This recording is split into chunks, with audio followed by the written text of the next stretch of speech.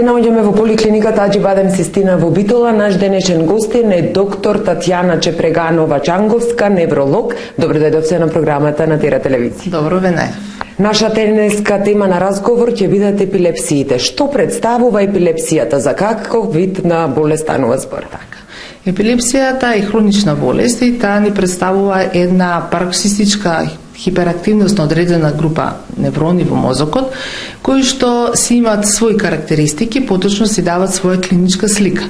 Така да тоа се епилептични напади и повторувањето на тие нападите всушност е оваа хронична болест епилепсија. Секој напад си има свој добро дефиниран почеток, време траење и крај.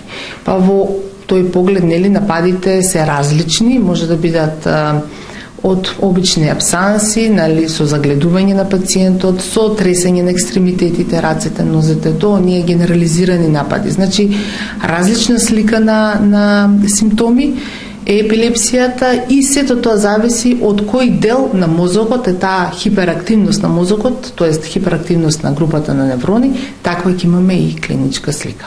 Кои се најчестите причини кои што доведуваат до појава на епилепсија? Епилепсијата како болест и причините кои што ја предизвикуваат оваа болест се многобројни. Што значи тоа? Тоа значи дека пред се зависи од возраста на пациентот, па и причините ни се различни. Доколку станува збор за помладата популација, значи кај децата, потоа кај адолесцентите, причините може да бидат интраутерини, додека детето е во развој кај мајката, потоа постутерино, кога имаме за време на пороѓај, понатака за време на адолесценцијата може да бидат оние генетски епилепсии тогаш да се појават, кои што веќе се наследни, а во постарата популација се повеќе е бројот на симптоматските епилепсии. Што значи тоа? Тоа значи дека за време на своето живење кај постарите оние дегенеративни промени на мозокот, како што се мозочните удари, понатака од типот на други дегенеративни промени, Алцхаймер и така натаму, може да бидат една од причините за појава на епилепсија, тоест на епилептични напади, како симптом поради веќе некоја друга основна болест. Значи, све зависи, причината може да бидат после собраќајки, едно од поголемите да речем посто на симптоматски епилепсии се исто така посттравматските епилепсии. Сето тоа зависи во која возрастна доба си и причините се шаренориги, тумори, крварења, авиомалформации и така натаму, сите може да бидат причина за овој тип на напади. Колку типови на епилепсија постојат?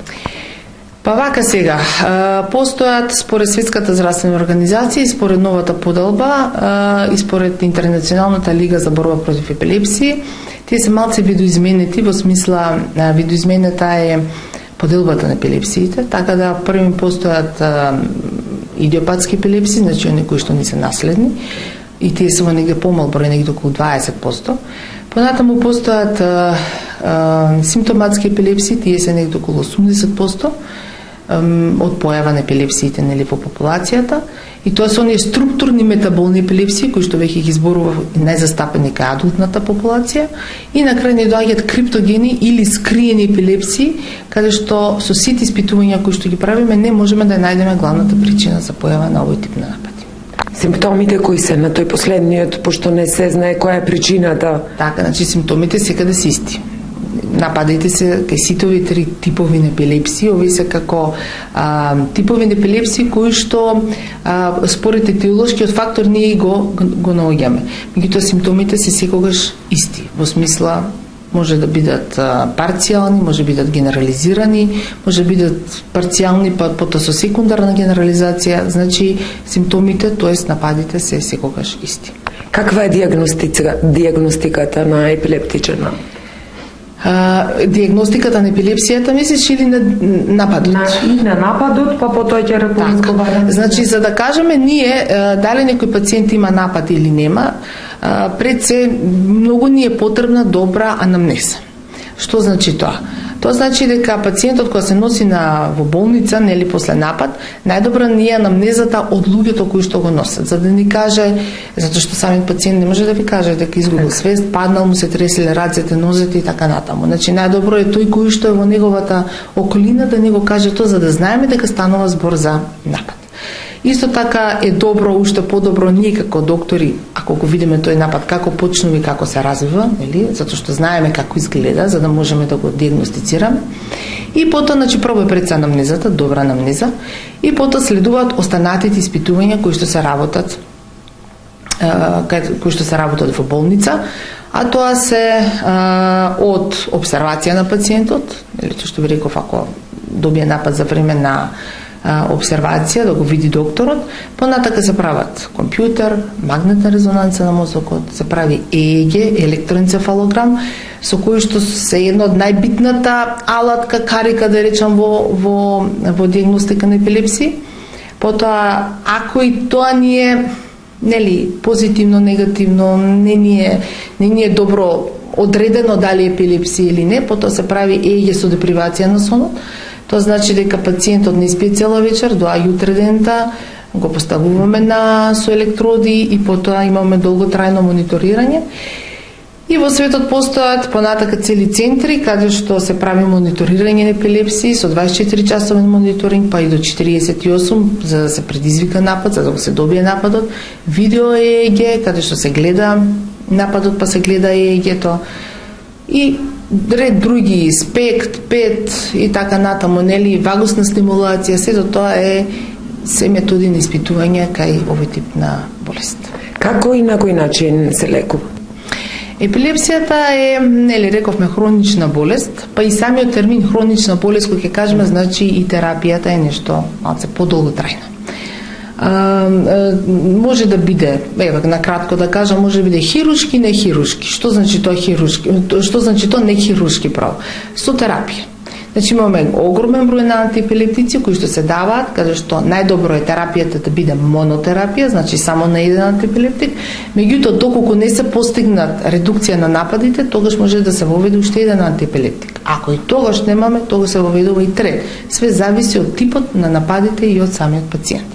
Дали добро ви реагира на терапија или не.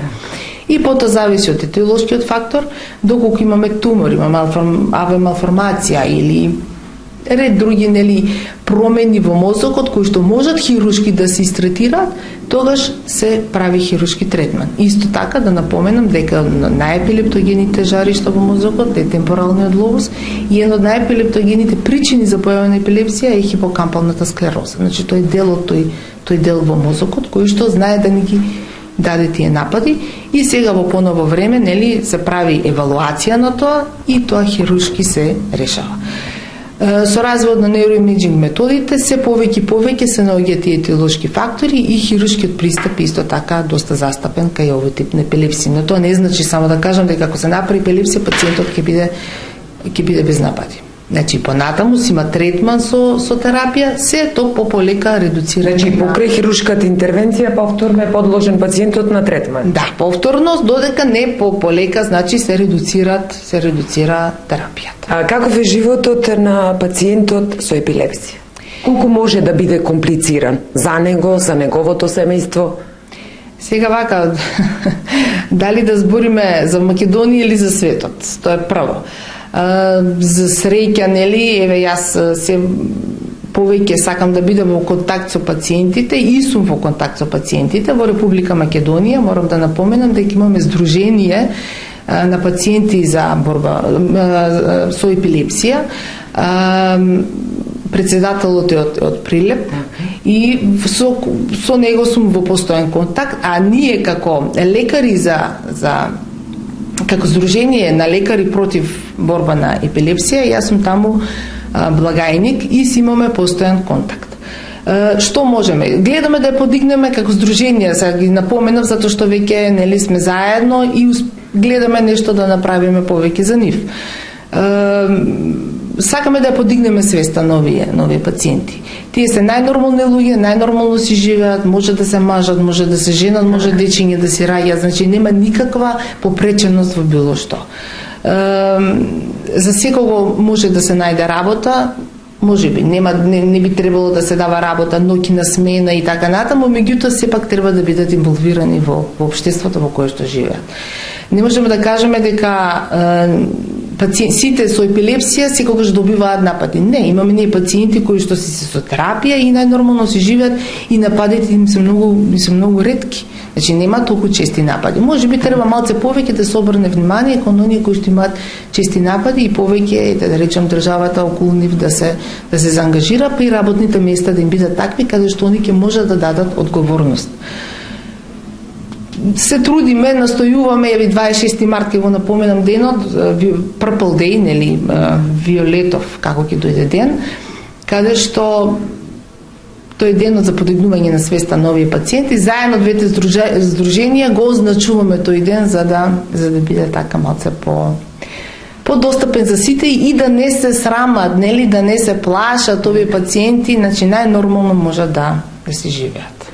Дали ако таткото или пак мајката има епилепсија, тоа значи дека и детето после тоа ќе има епилепсија или не? Не мора да знае. Значи направени се многу испитувања каде што мал е процентот дека може да биде, нели, наследноста, може да биде и некој дедо, баба, па потоа тоа да биде, нели, преносено.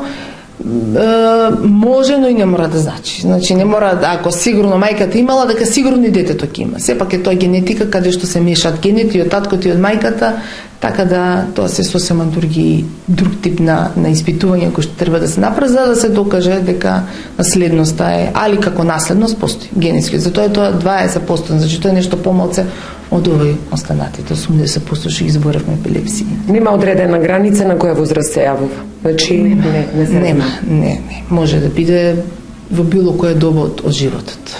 Јас ви благодарам за гостувањето на програмата на Тера телевизија. Се гледаме во наредна прилика со некоја нова тема.